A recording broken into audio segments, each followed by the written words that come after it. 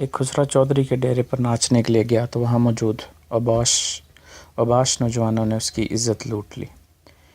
खुसरे को उसके साथी ने समझाया कि बड़े चौधरी साहब को शिकायत लगाओ, वो शरीफ और भले मानस आदमी हैं, तुम्हारी दाद रसी करेंगे।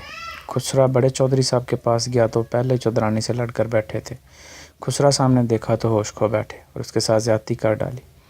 खुसरे के साथी ने उसे मशवरा दिया कि पंचायत का अमीर अच्छा आदमी है, अपना मसला उसके पास लेकर जाओ। खुसरा पंचायत के अमीर के घर गया, जिसने ताज़ा 1.5 किलो मछली खा रखी थी। खुसरे ने अपनी दास्तान बदफेलियाँ सुनानी शुरू की तो पंचायत के चौधरी के मैदा में मौजूद मछली ने हरकत करना शुरू कर दी। फिर उसने भी खुसरे के साथ बदफेली कर डाली।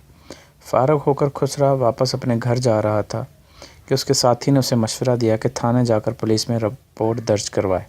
खुसरे ने एक नज़र उस पर डाली, एक हाथ अपनी पुश्त पर फेरा।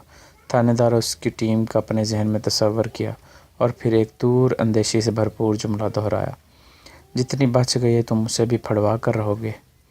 नवाज शरीफ को पनामा केस में पहली दफ़ा सिर्फ 2 जजों ने नाअहल करार दिया और उसे मौका दिया कि वो अपने जराइम मान ले, लेकिन नवाज शरीफ ने JIT जाने को तरजीह दी।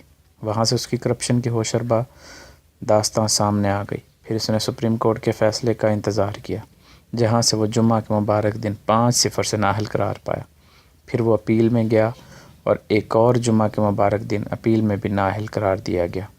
फिर इसने पार्लियामेंट में तरमीम पास करवा कर पार्टी की सदारत अपने पास रखने की कोशिश की और आज सुप्रीम कोर्ट ने उसे पार्टी सदारत से भी नाअहल करार दे डाला। देखना यह है कि नवाज शरीफ को मशवरा देने वाला कौन है जो बार बार उसके साथ बदफेलियाँ करवा रहा है। बेहतर यही होगा कि नवाज शरीफ अब अपने मशवरा देने वालों से कहे कि जितनी बच गई है तुम उसे भी फड़वा कर रहोगे।